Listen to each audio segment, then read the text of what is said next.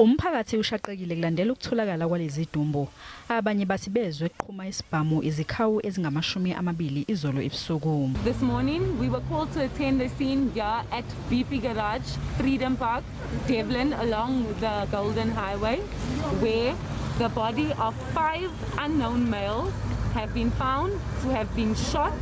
The circumstances surrounding the motives of the killing are currently unknown at this stage. Kukholakala ukuthi lesi sigameko kungenzeka ukuthi sixhumene nokulwa kwamaqembu emgulukudu njengoba kubonakala sengathi labo abebedubula bebesondele eduze kakhulu khathi benza lokhu.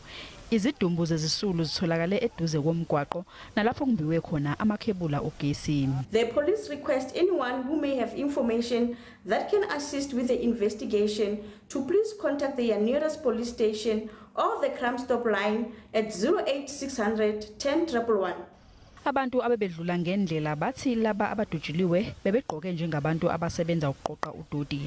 Amaphoyisa asaphenya.